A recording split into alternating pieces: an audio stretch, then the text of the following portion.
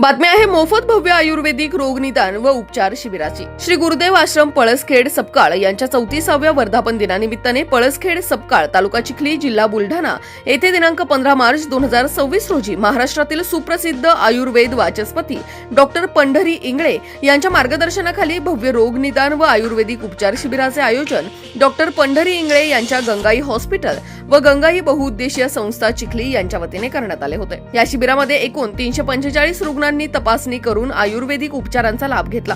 अनेक रुग्णांना दीर्घकाळापासून त्रास देणारे सांधेदुखी, गुडघेदुखी, कंबरदुखी, मणक्याचे विविध विकार, एव्हीएन, सायटिका, पक्षाघात, फ्रोझन शोल्डर, स्पॉन्डिलायटिस, हातपाय सुन्न होणे, स्नायू वेदना आदी आजारांवर तज्ञांकडून तपासणी करून योग्य उपचार व मार्गदर्शन करण्यात आले। या शिबिरात महाराष्ट्रातील सुप्रसिद्ध आयुर्वेद वाचस्पती, न्यूरो, पंचकर्म व वातविकार तज्ञ डॉक्टर पंढरी उत्तमराव इंगळे यांनी स्वतः रुग्णांची तपासणी करून मोफत आयुर्वेदिक उपचार व मार्गदर्शन दिले। रुग्णांच्या प्रकृतीनुसार स्नेहन, हॉट कॅपिंग, न्यूरो, पंचकर्म, विद्धकर्म तसेच अग्निकर्म यांसारख्या प्रभावी आयुर्वेदिक उपचार पद्धतींचा वापर करण्यात आला। या उपचारांमुळे अनेक रुग्णांना तात्काळ वेदनांपासून आराम मिळाल्याने रुग्णांनी समाधान व्यक्त केले। यावेळी आश्रमातील स्वामीजी यांनी डॉक्टर पंढरी इंगळे यांच्या रुग्णसेवेचे कौतुक करत त्यांना आशीर्वाद दिले। तसेच समाज हितासाठी आरोग्य सेवेचे कार्य अशाच प्रकारे पुढे चालू राहावे अशा शुभेच्छा दिल्या। गुरुदेव आश्रमाच्या वर्धापन दिनानिमित्ताने आयोजित करण्यात आलेल्या या आरोग्य शिबिरामुळे परिसरातील नागरिकांना मोफत तपासणी, उपचार व आरोग्य मार्गदर्शन मिळाल्याने मोठा लाभ झाला।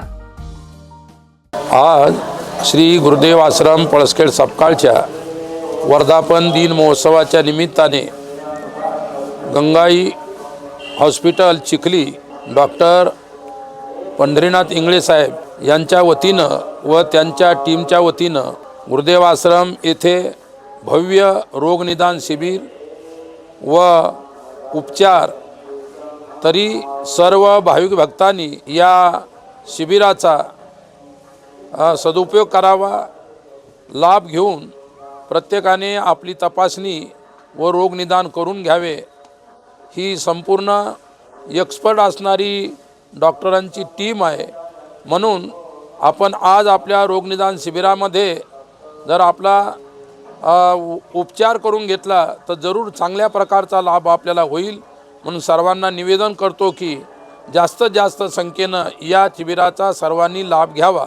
धन्यवाद। गुरुदेव आश्रम पळसखेड या ठिकाणी 34व्या वर्धापन दिनानिमित्त गंगाई हॉस्पिटल, गंगाई बहुउद्देशीय सेवा संस्था आणि मी स्वतः या ठिकाणी आपण शिबिर आयोजित केलं होतं। असंख्य रुग्ण म्हणजे 250-300 रुग्ण आतापर्यंत झालेले आहे आणि अतिशय चांगला रिस्पॉन्स या ठिकाणी मिळाला आहे।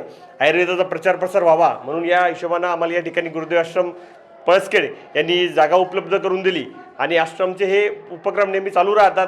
सोबतच लोकांना या ठिकाणी अग्निकर्म, विद्धकर्म, कफिंग थेरपी, पंचकर्म या ठिकाणी सगळ्या चिकित्सा आपण मोफत या ठिकाणी दिल्या आहे।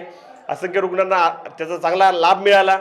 तरी आयुर्वेदाकडे लोकाश्रय मिळाला पाहिजे। लोकांना जे आयुर्वेदाबद्दल गैरसमज आहे की आयुर्वेदाने उशिरा आराम पडतो किंवा या ऑपरेशनच लागतं, तर आपल्याकडे गंगाई हॉस्पिटल येते आपण स्पाईनचे सगळे आजार, मणक्याचे आजार असेल, एव्हीएन असेल, पुन्हा नी रिप्लेसमेंट सांगितलं असेल, मायग्रेन असेल, तर या सर्व आजारावर आपण विना ऑपरेशन आणि अतिशय माफक दरात आणि प्रभावी उपचार आपण करत असतो। तरी या शिबिरामध्ये जे रुग्ण सहभागी झाले त्यांचे मी धन्यवाद मानतो आणि असेच आयुर्वेदाचे प्रचार प्रसार शिबिर जागोजागी व्हावे अशी ईश्वरचरणी प्रार्थना करतो।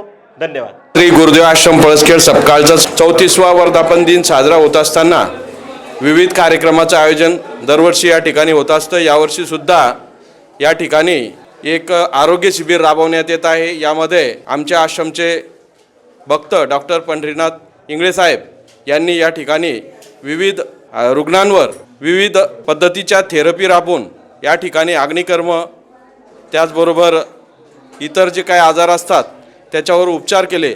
यामध्ये मला सुद्धा त्यांनी पंचकर्म करून चांगल्या प्रकारचा उपचार माझ्यावर केला आणि मला त्या आजारामुळे माझा जो ॲक्सिडेंट झालेला आहे त्यामुळे माझ्या पाठीच्या मणक्याचा जो त्रास आहे त्याच्या त्रासापासून मला थोडीफार मुक्तता आजच्या या पहिल्याच ट्रीटमेंटमध्ये जाणवत आहे। अशा प्रकारची रुग्णांची सेवा या ठिकाणी डॉक्टर साहेब करत आहेत। त्यांच्या या भावी उपचारासाठी तसेच त्यांच्या या रुग्णसेवेसाठी मी त्यांना धन्यवाद देतो आणि पुढील कार्यासाठी शुभेच्छा देतो व थांबतो।